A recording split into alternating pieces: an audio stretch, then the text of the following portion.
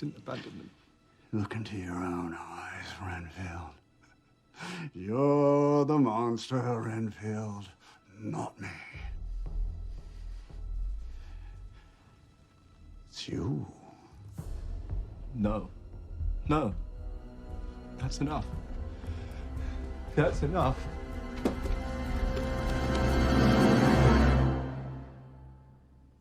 What? I will no longer tolerate abuse. We interrupt this program to bring you...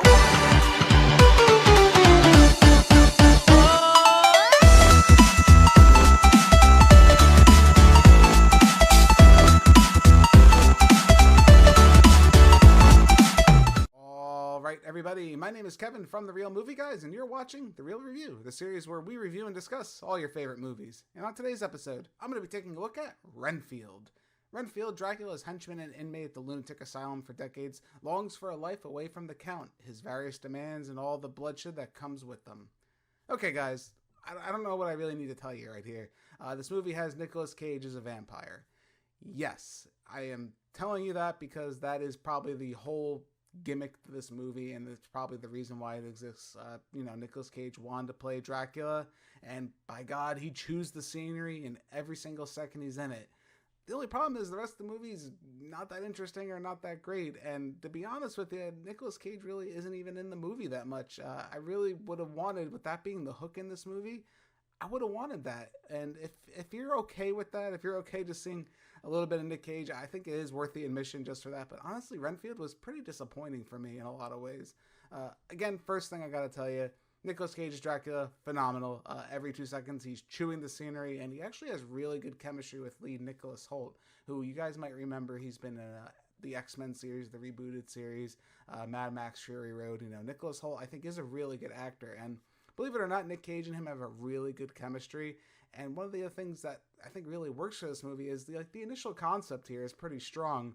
Nick Cage does play the Master of Darkness Dracula, and Renfield, Nicholas Hoult, is like his servant, where he goes out and he has to bring bodies back to him to give him sustenance, and he takes care of Dracula.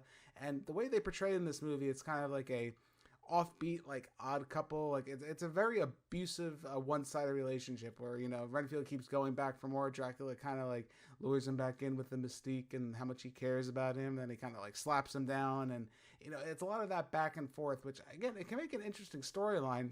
But the problem is the movie just never really commits to it because they want to try and shoehorn all these other different things in. It's a comedy first and foremost, I think, with the horror elements sprinkled in. But then there's some action. There's a little bit of drama. There's just too much going on when the real thing that I want in this movie is Nick Cage as Dracula and then his interactions with Nicholas Hoult. And for whatever reason, they're just very limited because Dracula takes a pretty big step back in this movie where he kind of early on he gets injured and he's trying to bring him back to substance, bring himself back to life and power, and Renfield has to go out and he's doing like odd jobs to try and do this. And again, for the most part, I think Nicolas Cage kind of takes a step back, and when he's not on screen in this movie, again, when that's like your biggest hook, it's kind of obvious, and I think it bothered me for a lot of this movie. With that being said, though, I think some of the action scenes are decently well done. Nicholas Hoult can get superpowers when he eats bugs because he's Dracula's servant and that's a power he's given. Okay, sure, whatever. Not the greatest thing I've ever heard, but the action scenes can be pretty well done where he takes out like a bunch of guys. He kind of gets entangled with this whole sub story with the mob, which it's terrible, but again, the interactions he has in the action scenes are pretty cool. Minus, I think, the fake blood, which was kind of disappointing because this movie does have moments where it does have really good practical effects. Nicolas Cage's makeup is absolutely phenomenal when he goes through his stages of where he's kind of burnt up to a crisp and he's almost like skeletal, and they kind of start slowly bringing him back to full strength. The makeup is all practical and it looks really good, but whenever there's a fight scene or blood or guts have to be shown in the movie, and this movie can be pretty violent at times. I mean, a man's hands get like chopped off and one gets thrown off the thing and impaled. Like, again, it's pretty violent, which, I do like. I'm not going to lie to you, as sick as that makes me sound. It's kind of disappointing when you see like all this fake CGI blood. It's a missed opportunity here. Because again, I think the premise is really fun, but again, the story it needs to be reworked. One of the people I really dislike, and I hate to say this, is Awkwafina makes an appearance in this movie. She plays a cop who's kind of on the trail of the crime family, who's played by Ben Schwartz is in this movie, who, you know, from Sonic the Hedgehog fame, Parks and Rec. He's phenomenal. He's actually really funny in this movie. He has a lot of really good scenes with Nicholas Hoult, which makes his appearance kind of worthwhile. But Awkwafina is like trying to chase him down because her father was murdered by the mob, and her sister's also in the FBI. And again, all these scenes, they just really drag down the story. And to be honest with you, Awkwafina to me is kind of like Kevin Hart, where I don't think they're really strong enough actors to carry themselves in their own movie. They're good supporting characters at times with very limited screen time.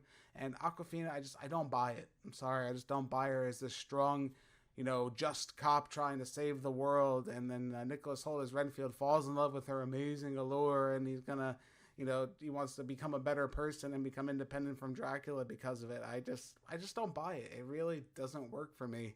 And not even that, I think the comedy, it really lands maybe on an average of 20% of the whole movie at times. You know, with that, I would expect, you know, for a decent comedy, I kind of look for at least like 50 to 60% of the jokes to land. You're looking at an average of about 20, and you know, the ones that land, I think they are pretty good. Ben Schwartz just has some really funny lines, and he's not even part of this. Again, Nicolas Cage, I'm always getting a snicker at just as his Dracula performance, because again, I think that really is what people want, because that's what they want in this movie. And because of that, the runtime feels like obnoxiously long for this movie. It's only an hour and 30 minutes, but it felt almost 2 hours whenever, again, Nicholas Hoult or Nicolas Cage weren't on screen together, because again, Nicolas Cage is why you're buying into this movie. And I think maybe even the biggest cardinal sin, and I know I've named a lot at this point, the biggest sin for this movie is I hate voiceover. I'm sorry, I don't like voiceover in movies, and Nicholas Hoult kind of narrates his life and tells us what he's feeling. You didn't really need to do that. That's just so unnecessary. It's such a talk down to the audience. It can be done well. I think some movies do it well, like Zombieland. It's a good example of like a horror comedy that kind of did it well and makes sense to the overall narration. But this movie just didn't really need that, and it didn't benefit from it with any way. I really felt it was a disservice to everything that was going on here. But that all being said, I think if you're interested in seeing Nicolas Cage as Dracula, there'll be some fun moments for you, especially the very opening of this movie is a monster movie, like tribute to the original Dracula series. I think that's really cool, and it's just really fun seeing Nicolas Cage here as Dracula, even if the rest of the movie just doesn't deliver. That all being said, let's put a number on this one. I'm going to give Renfield a 5.9 out of 10. Oh, this must drive you crazy. Him choosing me over you? I don't really have strong feelings about it. I'm clearly the yin to your yang.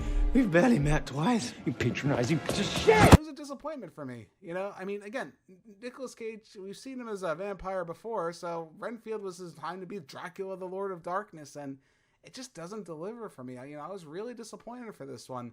Maybe you could say that's my fault for having some sort of expectation for this film, because I don't even think it was even marketed that well. But again, the initial premise I think is really funny. You could have done a lot more here, but I think the script is just too much of a mess. It's too bloated, too much going on. We wanted Renfield and Dracula, and we just didn't get that. We got a lot of side story that just convoluted everything and kind of just made me care even less for the Renfield character in his plight, and maybe kind of wanting to see a lot more of Nicolas Cage as Dracula, even maybe win in the end, because again, the characters just didn't do anything for me. But with all that being said, thank you all so much for joining me on this episode of The Real Review. My name's Kevin from The Real Movie Guys, real movies, real thoughts. I'll catch you next time. If you guys like what you've seen here today, consider giving this video a like and leaving your thoughts in the comments below. If you want to stay up to date with everything Real Movie Guys related, make sure to hit that subscribe button and check us out on Instagram, Twitter, and Facebook. And don't forget, all you audio listeners at home, we are available on many podcasting platforms. Just search The Real Movie Guys, you should pop right up. Thank you again all so much for joining us on this episode of The Real Review. We are The Real Movie Guys. Real guys, real movies, real thoughts. Catch you next time.